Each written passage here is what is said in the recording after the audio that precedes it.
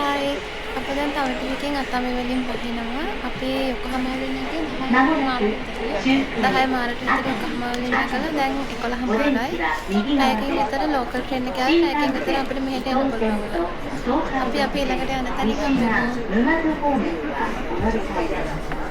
今日も JR 東日本をご利用くださいましてありがとうございました。The next station is Atami Terminal, JT21.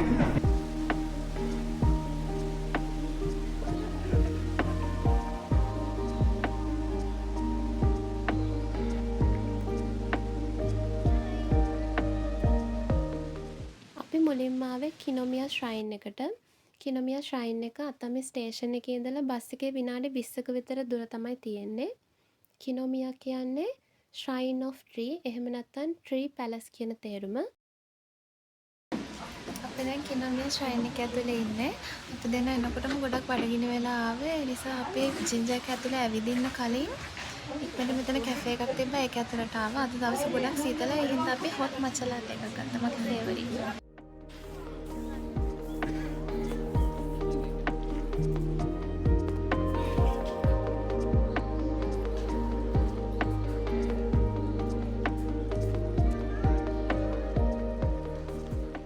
අපි දැන් ඇවිල්ලා ඉන්නේ මේ ශ්‍රයින් එකේ සිග්නේචර් එක විදියට සැලකෙන උකුසු කියන ගහ ළඟට.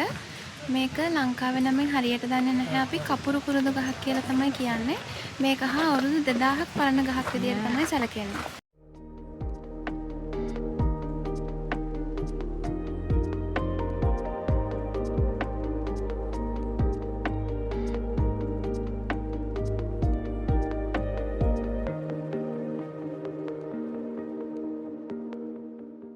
ජපානයේ විශ්වාසයක් තියෙනවා මේ ගහ වටේ ඇවිදින පාරක් ගානේ අපේ ජීවිතේ අවුරුදු ගානක් ඒ ගානින් වැඩි වෙනවා කියලා. මෙතන කරන ප්‍රාර්ථනාවල් ඇත්ත වෙනවා කියලා එයාලා විශ්වාස කරනවා.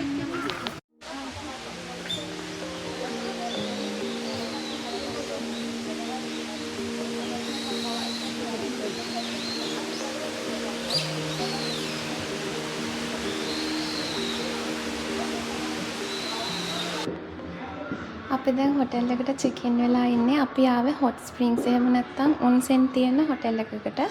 ඒ වගේවට ගියාට පස්සේ අපිට ජපනීස් යුකතා එකක් හම්බෙනවා මේ විදියට. ඔන්සෙන් කියන්නේ ජපානයේ විතරක් තියෙන කල්චර් එකක්. අපේ ඇඟ වගේම හිතත් පිරිසිදු වෙනවා කියලා හිතනවා. ගොඩක් හොට් ස්ප්‍රින්ග්ස් වල බේදින් සූට් එකක් අඳින්න බෑ. ඒකෙන් එයාලා නේචර් එකත් එක්ක සම්බන්ධ වෙන එක මිනිස්සුන්ගේ ඉක්වැලිටි එක නෝමලයිස් කරන එක අදහස් කරනවා. ඒ නිසාම තාමත් ගොඩක් ඔන්සෙන් වලට ටැටූ තියෙනවා නම් යන්න බෑ.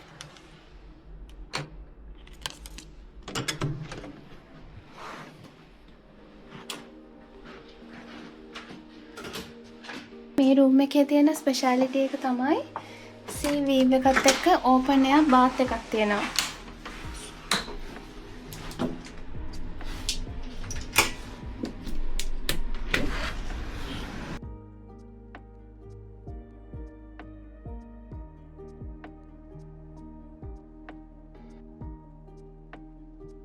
මේ විදියට සී වීව් එකත් එක්ක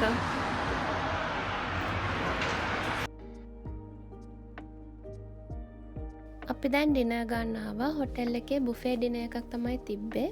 ජපනීස් ෆුඩ්, නන් Japanese food, fried items, salad bar එකක්, ඩ්‍රින්ක් බාර් එකක්, ඩෙසර්ට් වෙරයිටිස් ගොඩක් තිබ්බා. හවස 5 මාරේ ඉඳලා පැය දෙකක් තමයි බුෆේ ඩිනර් එක තිබ්බේ. අපි දවසම ගොඩක් මහන්සි වෙලා හිටපු නිසා හොඳට කෑවා. කෑමත් හොඳට තිබ්බා. අපේ පැකේජ් එකේ ගානත් එක්ක මේ බුෆේ එක වර්දි කියලා හිතනවා. මේ තියෙන ඔන්සෙන් එකට අරන් එන බෑග් එක මේක ඇතුලේ බාත් ටවල් එකයි ෆේස් ටවල් එකයි පස්සේ තෙමුනහම ඇඳුම් දාන්න තව බෑග් එකකුයි තියෙනවා. අපි දැන් යන්න හදාන්නේ මේකත් අරගෙන. යක් අපිත් එක්ක ඔන්සෙන් එකට. මේ හොටෙල් එකේ ඔන්සෙන් ඒරියා දෙකක් තියෙනවා. මේ තියෙන්නේ අපි පළවෙනි දවසේ ගියපු එක. හායි අපි දැන් තමයි ඔන්සෙන් ගිහලා රූම් එකට ආවේ. අපි රෑ 8 ඉඳලා 12 මාර විතර වෙනකන් ඔන්සෙන් එකට ගියා සැරින් සැරේට. ඊට පස්සේ දැන් හෙට උදේට සන්රයිස් එක බලලා අපව ඔන්සෙන් යන්න තමයි හිතාගෙන ඉන්නේ. එහෙනම් අපි හෙට උදේට අපව හම්බෙමු. good night.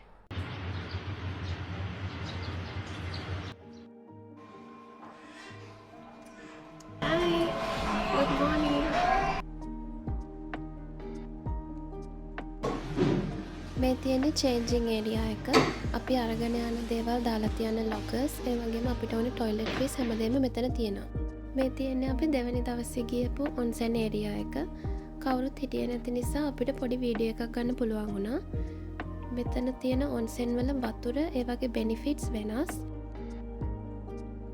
මෙතන indoor bath, cold bath, sauna එකක්, shower area එකක්, open air baths තියෙනවා.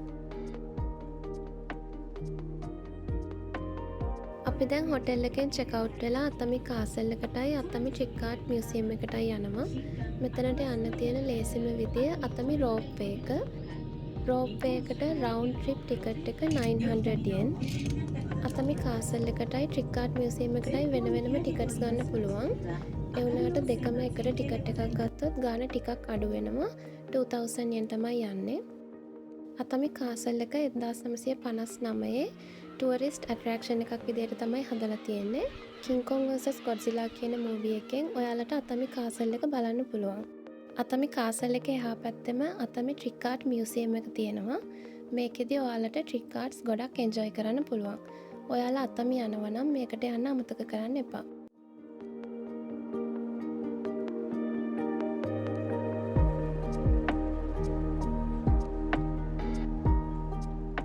දැන් ගෙදර යන්න අතමි ස්ටේෂන් එකට ආවා. ජපානයේ හැම නගරයකම වගේ ට්‍රිප් ගියාම ඒ නගරයට අදාළ ඒ කියන්නේ තෑගි ගන්න තියෙනවා. ඒවට මෙහි කියන්නේ උමියාගේ කියලා. ට්‍රිප් එකක් ගියාට පස්සේ ආපහු වැඩට යන දවසට යාළුවන්ට වැඩ කරන තැනට මොන හරි අරන් යනවා. අපිට ඉතින් අද ආවා අතමි වලින් එයාලට උමියාගේ ගන්න. යමු අපිත් එක්ක උමියාගේ තෝරන්න.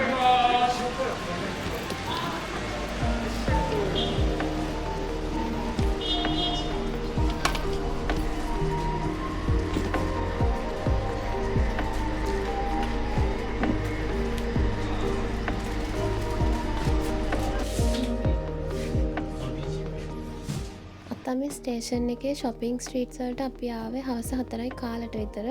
අපි දැනගෙන හිටියේ නෑ 4:30ට කඩවල් වහනවා කියලා. අපි එද්දිත් ගොඩක් කඩ වහලා තිබ්බේ. ඒ නිසා අපිට ගොඩක් කඩවල් වලට යන්න බැරි වුණා. අතමි වල බිල්ඩින් ගොඩක් හදලා තියෙන්නේ රෙට්‍රෝ කාලේ විදියට. ඒ නිසා අපි දැන් ඉන්න ජපානට වඩා ගොඩක් වෙනස්. ජපානයේ ඉස්සර කාලේ ඉන්නා වගේ තමයි හිතෙන්නේ.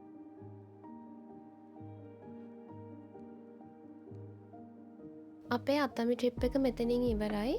අපි දෙන්නට 1 night 2 days trip එකට 50,000 yen වගේ තමයි වියදම් වුණේ. Natural hot springs, Japanese style inn වලට යනවා නම් මීට වඩා ලොකු වියදමක් යනවා. ඒ වුණාට අපේ බජට් එකට අපි අපේ trip එක අඩු වියදමකින් plan කරගත්තා. ඔයාලා ජපානයේ travel කරන්න හිතාගෙන ඉන්නවා නම් අතමි වලට ගිහින් බලන්න කියලා අපි recommend කරනවා. අපි හිතනවා ඔයාලා අපේ වීඩියෝ එක enjoy කරන්න ඇති කියලා. අපි ඊළඟ වීඩියෝ එකෙන් හම්බෙමු. Thanks for watching.